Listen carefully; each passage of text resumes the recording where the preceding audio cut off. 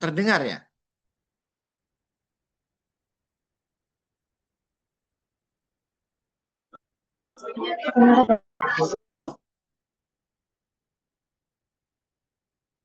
Terbaca nggak slide-nya, Nak?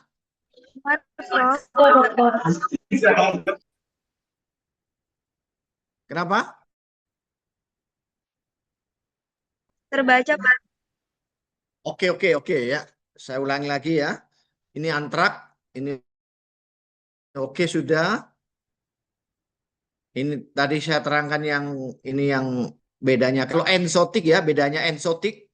Ensotik itu adalah sama dengan endemis. Cuma ensotik itu fokus populasi pada hewan. Tapi kalau endemik itu populasi umum, bisa hewan dan manusia. Jadi ensotik dan endemik adalah predictable disease. Suatu penyakit yang dapat diprediksi karena kejadian terus-menerus pada suatu populasi ya. Kalau sporadik itu adalah penyakit yang sangat jarang terjadi. Jadi kalau suatu penyakit dikatakan sporadis, maka kita menganggap penyakitnya sangat jarang. Kalaupun ada, setahun itu hanya 1 atau 2 kasus saja. Itu namanya sporadik. Dan ingat, sporadik itu bukan, sekali lagi, bukan penyakit yang disebarkan melalui spora. Bukan ya. Tapi penyakit yang frekuensi kejadiannya sangat jarang.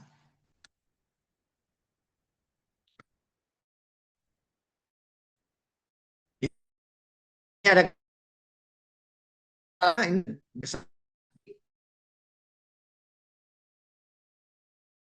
itu ada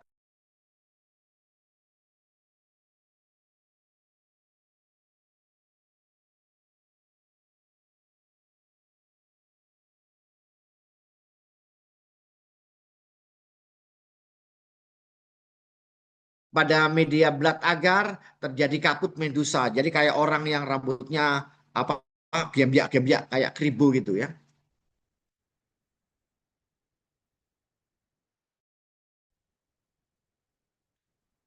Ini bentuk kubannya. Ada yang di swab dari limfa.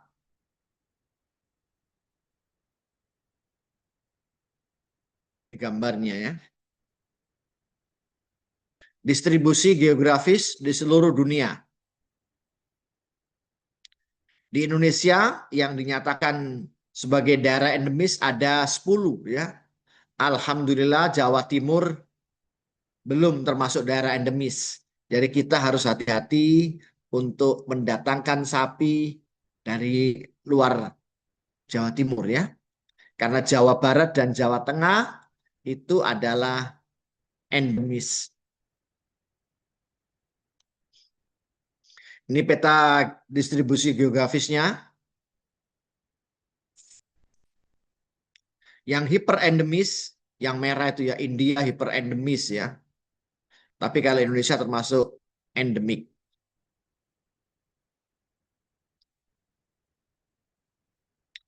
Australia sporadik ya. Oke. Kejadian pada manusia sering berhubungan dengan pada hewan domestik. Di negara berkembang, biasanya manusia terserang dengan pekerjaannya yang berkaitan dengan hewan. Seperti pada pabrik wool, ya, pabrik kulit. Dapat juga terserang manusia dengan oral, ya, makan daging hewan penderita. Tingkat insidensi di negara berkembang tidak diketahui karena informasi dari pasiennya tidak ada laporan ke pejabat yang berwenang.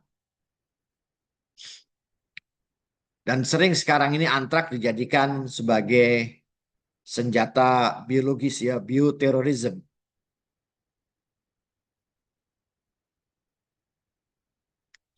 Ada wabah epidemi pada manusia di Haiti ya, di Kepulauan Les Sayes ini juga kena ya.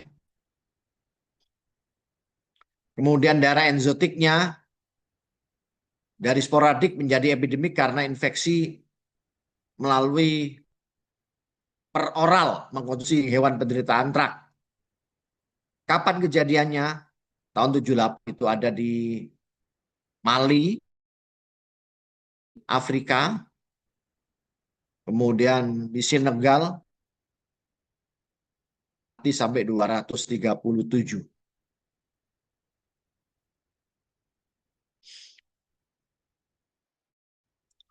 Kejadian pada hewan antrak biasanya terjadi di daerah eksotik.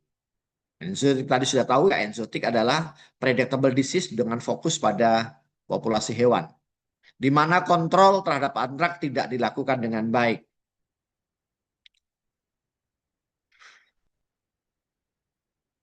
Hewan rentan berbeda derajat kepekaannya pada herbivora yang paling peka ya, ruminansia, sapi, kerbau, kambing, domba. Pada mamalia termasuk manusia, karnivora, anjing, kucing, unggas juga bisa terserang. Di antaranya adalah burung unta, air, dan ayam. Penularan antrak, kontak langsung melalui kulit, pernafasan, melalui spora, dan makanan.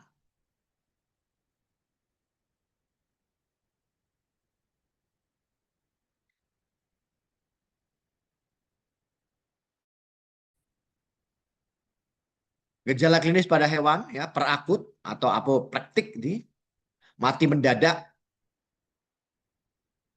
Kemudian dari lubang seperti ada yang berwarna merah kehitam-hitaman yang tetap cair ya, tidak bisa kental, tidak bisa seperti darah merah kan bisa membeku, itu cair terus, pek gitu loh kalau bahasa Jawanya. Acute itu pada ruminansia dan kuda, kronis pada babi, anjing, dan kucing.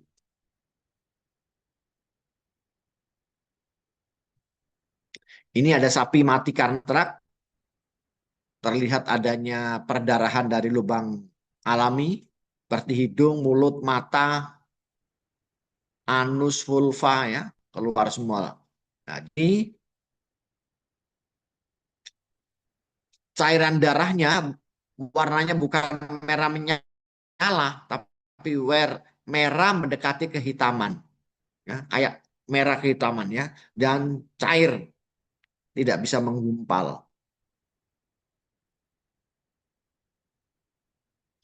Nih, antrak mati ya. Pada anjing, kronis.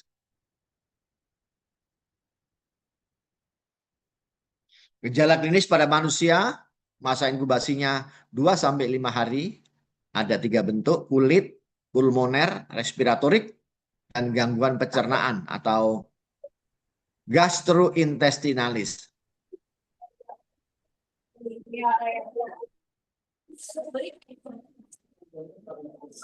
Ini bentuk kulit.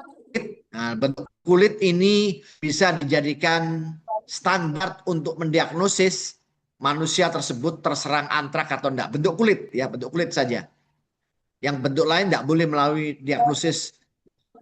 Karena bentuk kulit ini adanya SAR di sini.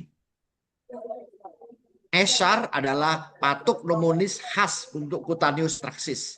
SAR itu bentukan kehitam-hitaman. Makanya namanya antraks disebut karbon. Karbon itu adalah kehitam-hitaman. Ini bentuk pulmoner, bentuk gangguan pencernaan. Ini ya. Ini adalah SAR. Apa Putri? Iya, kan aku kan jalan ya, karo lek online. Putri, ada apa?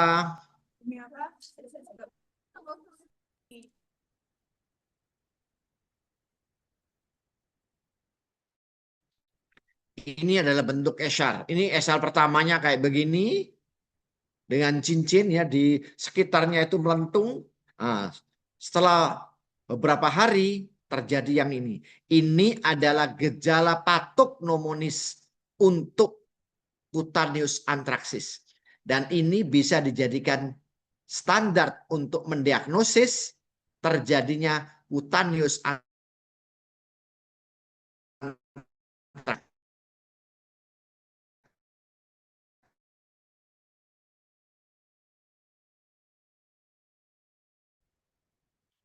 Ini diagnosisnya. Nah, dengan menggunakan gejala klinis boleh, hanya ESAR saja. Yang lain hanya bantuan. Ya. Yang penting itu adalah pemeriksaan laboratoris.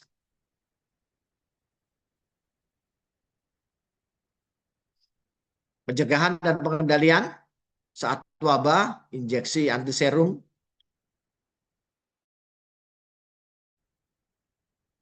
dan kemoterapi. Pemberian antibiotika setelah pengambilan sampel. Hewan tidak boleh dipotong, harus dimusnahkan, dibakar, dan dikubur.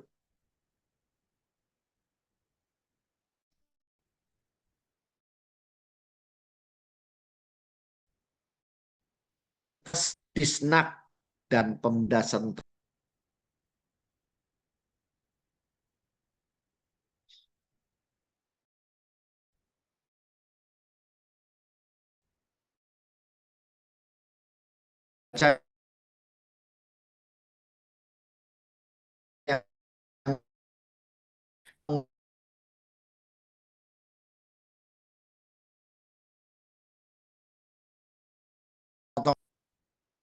Dan di pengawas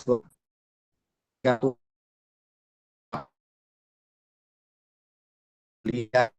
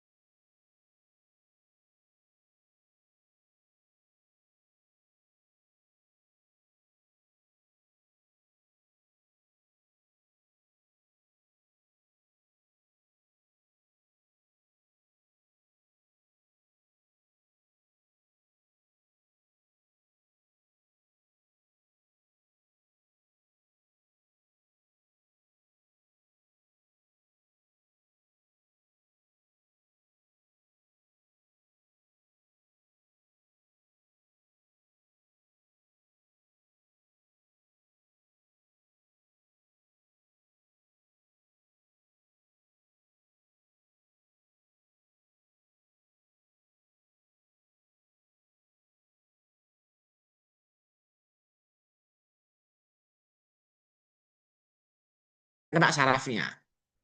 Bisa saraf perifer, bisa saraf pusat.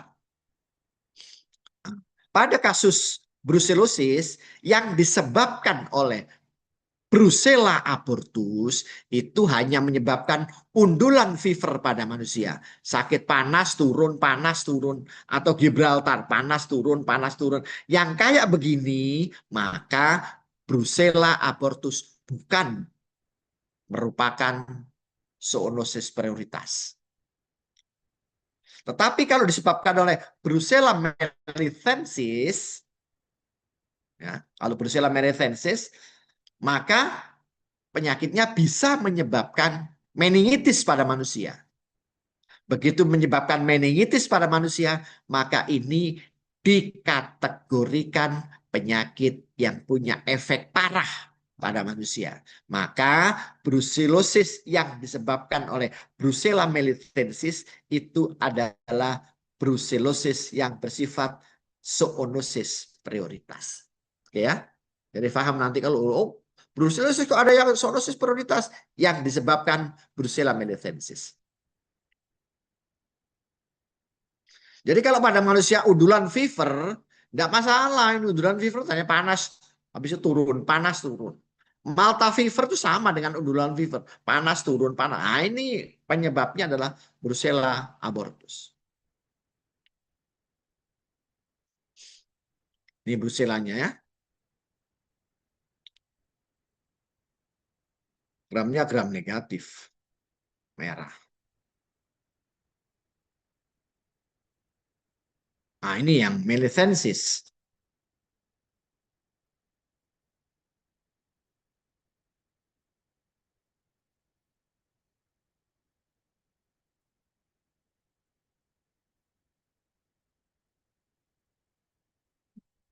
Penyebarannya ya paling banyak di USA nih.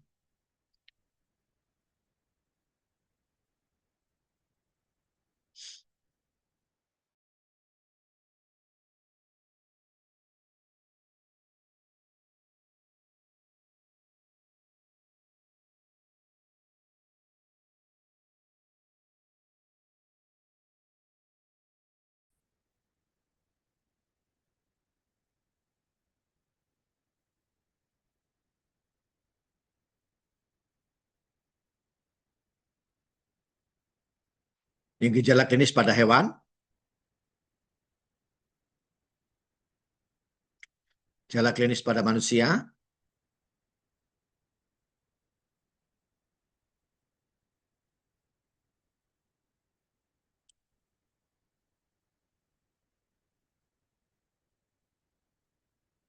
nah, ini kalau namanya gejala neurologis, ini yang sifatnya parah.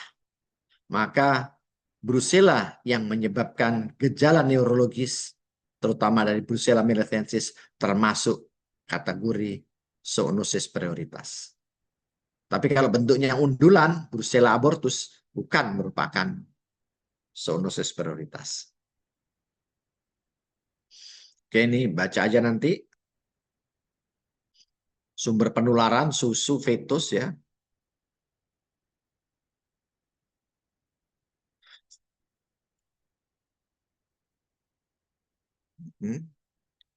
Penularan antar manusia sangat jarang ya. Penularan antar manusia sangat jarang. Ya. Meskipun sangat jarang, bisa juga terjadi pada ibu yang menyusui karena sifatnya bakteri ini adalah bakteri intraseluler. Saking kecilnya dia bisa menembus barrier ya, milk barrier sehingga bisa keluar melalui susu ibu ya. Karena dia adalah intraseluler, dia menembus sampai bisa ke semennya manusia ya.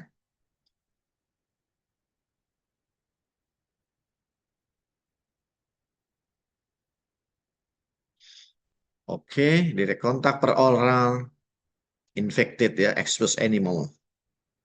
Diagnosis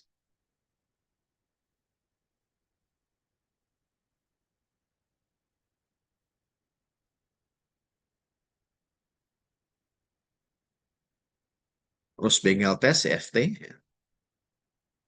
Pencegahan ini. Oke.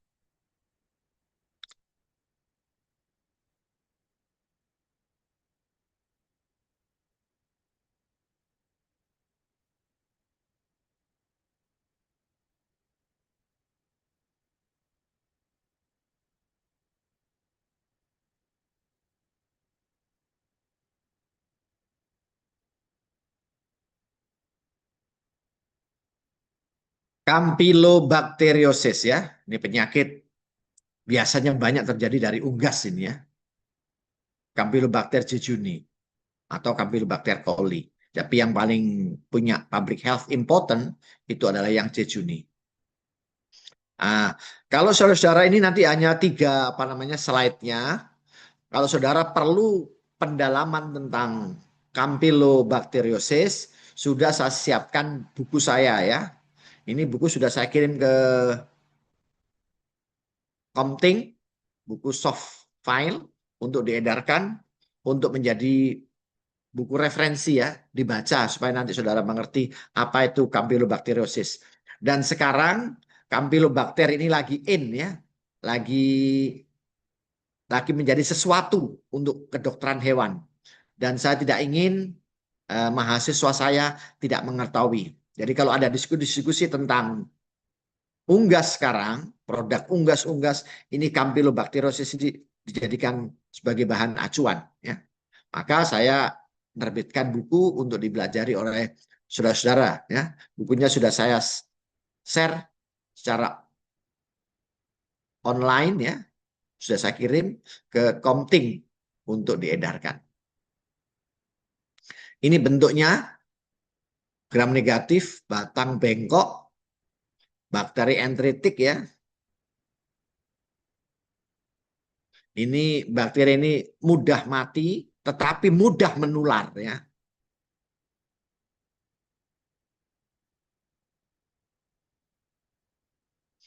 Nah ini sumber yang paling sering itu adalah ayam.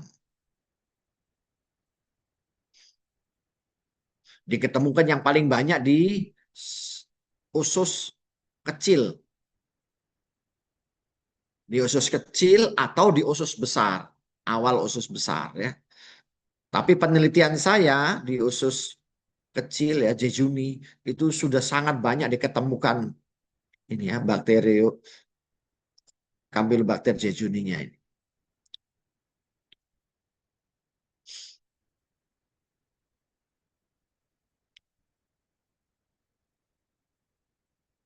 Menyebabkan gastroenteritis ya, diare pada manusia.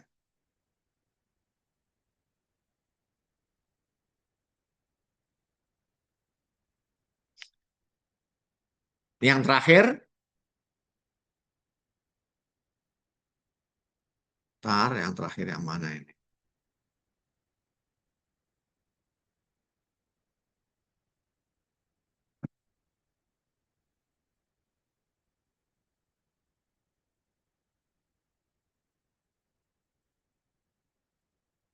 Clostridium infection dan food poisoning.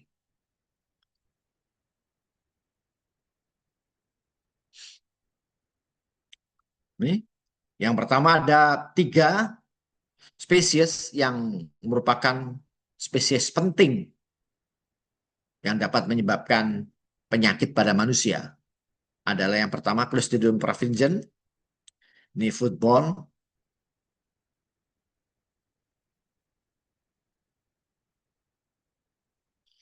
Ya. Terjadi pada makanan seperti daging, kuah daging. Kalau ini tidak dipanaskan ya, kemudian dingin tidak dipanaskan lagi, di situ ada kumannya, maka kuman akan produksi toksin yang dipanas dengan sistem undercook, dipanas yang tidak sempurna.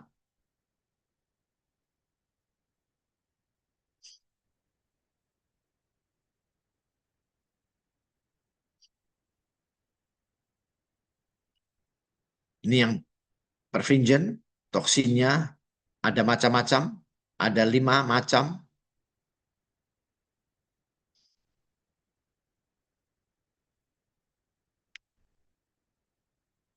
Ini bisa menyebabkan menghasilkan toksin, namanya enterotoksin ya, pada waktu dia menghasilkan spora di dalam usus.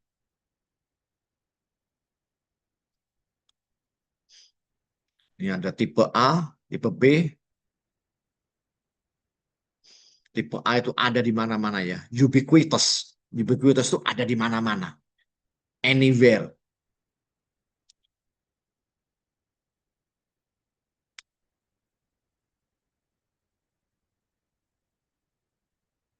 Kejadian di negara-negara yang maju sudah terdeteksi dengan baik ya. Di Inggris sudah terdeteksi, di Amerika sudah terdeteksi, di Indonesia sampai saat ini belum ada laporan ya. Clostridium perfringens ya. Padahal isolasinya sangat gampang. Jadi kalau saudara mau penelitian ini gampang. Tapi ada satu syarat, ada di situ suatu isolasi yang sifatnya anaerob ya. Untuk pertumbuhan kuman karena kuman ini tidak suka dengan oksigen ya. Misalkan tidak ada anaerob itu gampang sebetulnya. Ada bola begini gelas, kasih lilin dinyalakan ditutup. Sudah, nanti oksigennya akan termakan oleh lilin yang terbakar tadi. Nah, itu sudah bisa memenuhi syarat untuk tumbuhnya kuman. Nah, sampai sekarang di Indonesia belum ada laporannya ya. Gejala pada manusia, inkubasinya cepat ya, 6-24 jam.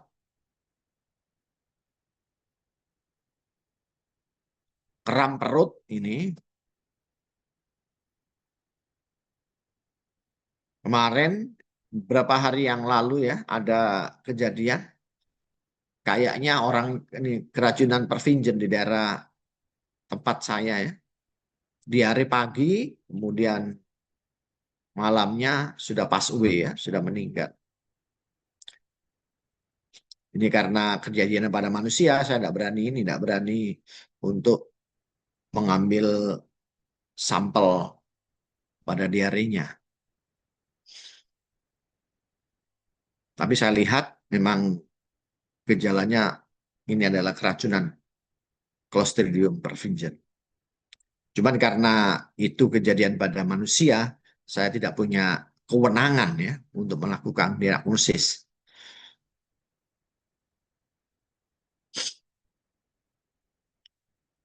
Nih ya.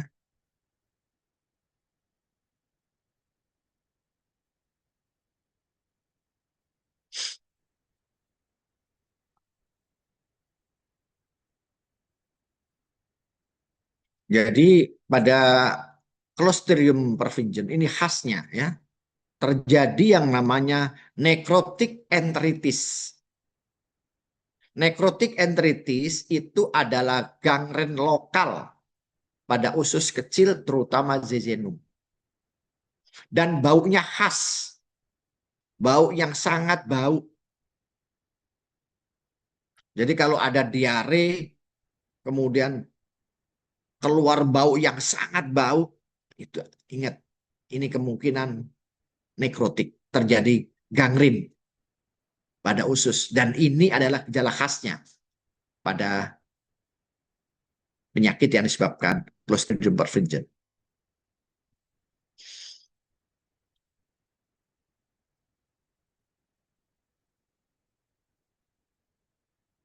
Oke, kejadian pada hewan, nih. Nanti dibaca aja ya.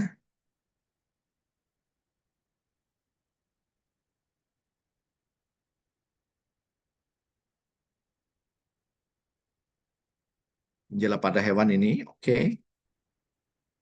Sumber infeksi. Sumber infeksi itu adalah nama lainnya adalah reservoir. Reservoirnya adalah tanah dan usus manusia dan hewan.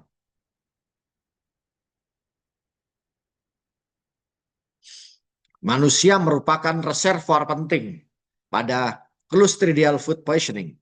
Ya.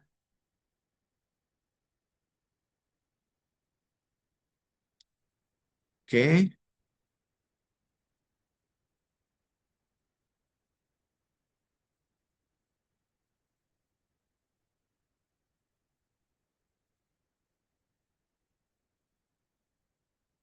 Diagnosisnya saudara baca nanti, kontrol.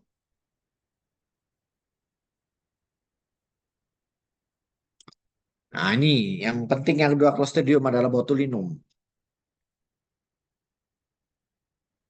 Clostridium botulinum sekarang ini malah ini toksinnya sekarang ini dijadikan alat kecantikan ya. Jadi kalau ada ibu-ibu ya terutama selebritis ya, yang sudah ininya sudah apa? Sudah ada cekungan, ada ini, ada kaku-kaku. Nah, mereka untuk diparalisiskan, lokal paralisis disuntik namanya botok ya. Botok itu adalah toksinnya Clostridium botulinum. Disuntik just besoknya yang kenceng jadi kendur ya. Akhirnya kelihatan cantik lagi ya. Cantik sekitar 6 sampai 9 jam ya. Setelah itu toksin yang lokal ini, lokal paralyze akan hilang dan kembali seperti semula. Nah, satu ampulnya itu berapa puluh juta itu ya.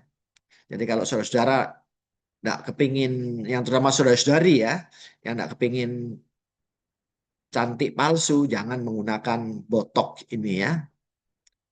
Udah mahal dan cepat, duration of action-nya itu cepat selesai, maksimal 9 jam udah. Jadi kalau misalkan ada pengantinnya itu malam, maka sore disuntik ya. Sini sama sini disuntik. Waktu di pengantin dia tampak cantik ya.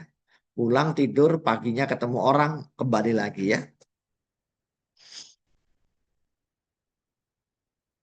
Oke.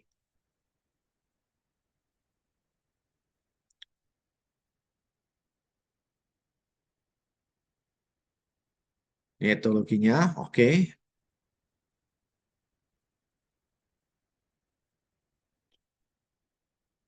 Oke.